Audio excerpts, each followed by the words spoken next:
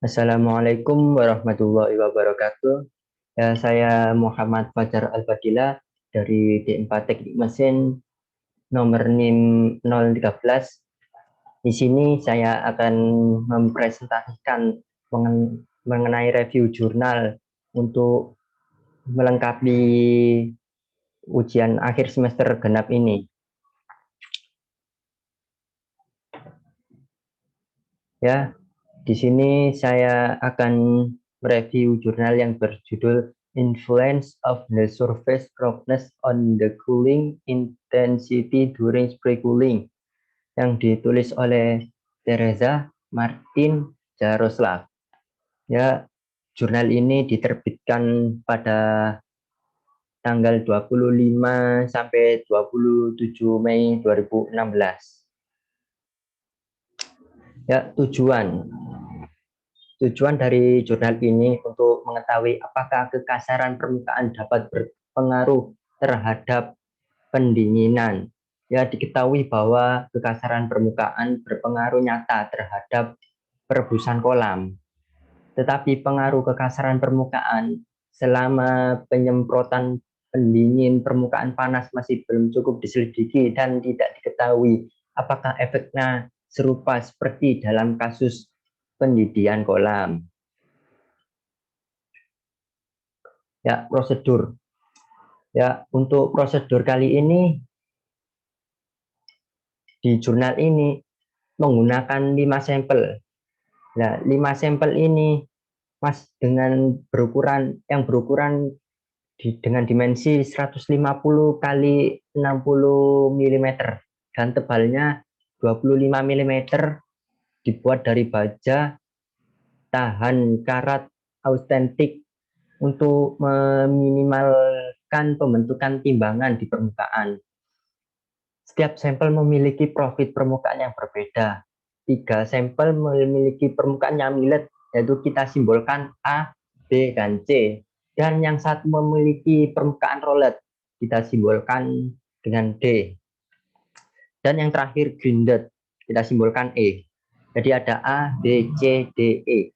Ya, setiap sampel dilengkapi dengan 2 termokopel yang ditempatkan secara sistematis sejauh 20 mm dari tengah sampel. Sambungan termokopel berada 2 mili di bawah permukaan yang diuji. Jadi prosedur ini ada 2 macam, yaitu roughness measurement, yaitu pengukuran kekasaran, dan yang kedua spray cooling intensity measurement, yaitu pengukuran intensitas pendinginan semprot. Ya, untuk roughness measurement atau pengukuran kekasaran. Ya, untuk pada prosedur yang pertama ini profil permukaan diukur dengan optical profilometer dengan resolusi 1 mikrometer. Tinggi profil yaitu sumbu Z diukur untuk setiap sampel dalam 2 garis. Sumbu X dan sumbu Y dengan panjang 10 mm atau 1 cm. Tempat termokopel berada terletak di tengah-tengah garis, yaitu pada titik 0,0. Lalu ini apa contoh hasil pengukuran dari pengukuran kekasaran yang atas ini, yaitu tinggi permukaan terukur untuk permukaan milet, yaitu untuk bidang yang diuji A, B, dan C. Dan yang untuk gambar yang bawah ini, yaitu tinggi permukaan terukur untuk permukaan rolet yang D dan yang grinded yang E.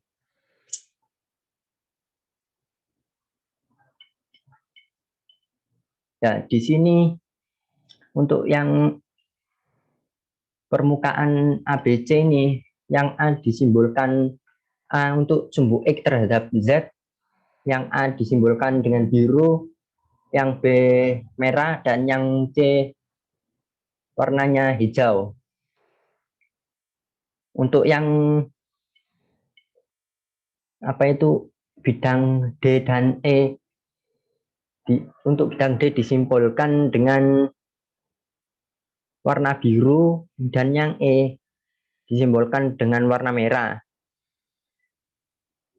Ya, untuk tingkat ketinggian dari yang pertama sumbu X terhadap Z untuk ketinggiannya, untuk bidang yang paling tinggi yaitu yang C terlihat konstan, dan lalu ada B ini ada A yang ketinggiannya menurun dan B yang ketinggiannya rendah dan lumayan stabil juga. Nah, untuk pengukuran yang Y terhadap Z untuk bidang A, B, dan C ini yang apa itu? Yang stabil itu hanya bidang yang C. Yang untuk bidang A dan B ini tidak stabil ketinggiannya. Dan untuk yang apa itu bidang D dan E kedua untuk X, Y terhadap Z lebih stabil pada bidang E baik di X maupun Z. Untuk bidang yang D relatif tidak stabil. Lalu ada specular intensity measurement atau pengukuran intensitas pendinginan semprot. Ya, sebuah rangka baja menahan 3 bagian utama dari peralatan pengujian sampel, mekanisme bergerak dengan nozzle dan pemanas. Ujian sampel ditempatkan ke dalam lift yang memungkinkan sampel untuk naik, melepas tungku dan memposisikan nozzle di bawah pengujian sampel. Nah, nozzle jet datar diposisikan pada benda yang dapat dipindahkan mekanisme di bawah sampel uji. Sudut semprot nozzle adalah 80 derajat, laju alirannya itu 0,2 megapascal, semprotan tingginya 300 mm atau 30 cm, nozzle bergerak dengan kecepatan 4 meter per menit di bawah sampel uji statis searah sumbu Y sampel dan nozzle melewati bagian tengah sampel uji. Sampel uji ditempatkan dalam tungku listrik dan dipanaskan dalam atmosfer pelindung hingga suhu awal 730 derajat Celcius. Reflektor ditutup dan tekanan air diatur pada 0,2 megapascal. Kemudian tungku di atas rel dipindahkan. Pindah mekanisme dengan nozzle penyemprot dengan deflektor tertutup dipindahkan ke posisi yang ditentukan di bawah sampel uji panas, dan deflektor itu membuka dan nozzle penyemprot mulai bergerak di bawah uji panas sampel. Nah, nozzle bergerak satu arah dengan deflektor terbuka dan kembali dengan deflektor tertutup. Ini diulang sampai suhu di semua titik yang terukur berada di bawah 50 derajat Celcius. Sistem akuisisi data dicatat suhu kedua termokouple, suhu pendingin dan nozzle dengan frekuensi 60 Hz selama seluruh percobaan suhu sekitar 17 derajat Celcius untuk semua percobaan. Nah, hasil dan pembahasan. Ketergantungan flux kalor pada suhu permukaan dan posisinya pada penampang pendingin diperoleh untuk semua termokouple. Kemudian ketergantungan flux panas pada suhu permukaan diperoleh sebagai nilai rata-rata flux kalor sepanjang posisi pada interval dengan panjang 10 mm atau 1 cm dengan pusat pada posisi termokouple. Setiap sampel dilengkapi dengan 2 termokouple. Termokouple ini diposisikan secara simetri sehingga pendinginan serupa pada posisi ini. Nilai rata-rata flux panas dihitung dari kedua termokouple. Ketergantungan suhu Landau force pada kekerasan permukaan sedikit lebih baik parameter RZ dan RA, sehingga ketergantungan parameter RZ Lalu eksperimen menunjukkan suhu Landau-Speed meningkat dengan meningkatnya kekerasan permukaan. Ini menegaskan hasil yang diamati selama pendinginan peredaman. Jelas bahwa suhu Landau force ini secara linear tergantung pada parameter kekasaran permukaan. Permukaan gulung asin sedikit lebih berbeda dari tren linear. Flux panas minimum meningkat secara linear dengan meningkatnya kekasaran permukaan untuk milim permukaan. Ya, selanjutnya ya untuk kesimpulan dari data-data yang disampaikan di atas dari jurnal itu, yaitu yang pertama, eksperimen menunjukkan bahwa kekasaran permukaan secara signifikan mempengaruhi intensitas pendinginan selama pendinginan semprot.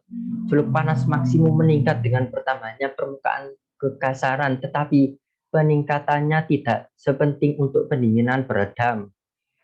Suhu Landau force meningkat dengan meningkatnya permukaan kekasaran untuk permukaan yang digiling, dan suhu Landau force lebih tinggi untuk permukaan yang digulung dari untuk permukaan yang digiling halus. Flux panas minimum lebih tinggi untuk permukaan grinded daripada untuk permukaan roll, meskipun kekasaran permukaan secara signifikan lebih tinggi untuk permukaan yang digulung. Lalu kelebihan dan kekurangan dari jurnal ini. Yang pertama, kelebihannya, di setiap pengukuran dari prosedur 1 dan 2 tadi dilengkapi grafik dan tabel. Lalu terdapat kekurangan, yaitu penjelasan mengenai prosedur pada jurnal tersebut tidak dijelaskan secara rinci. Oke.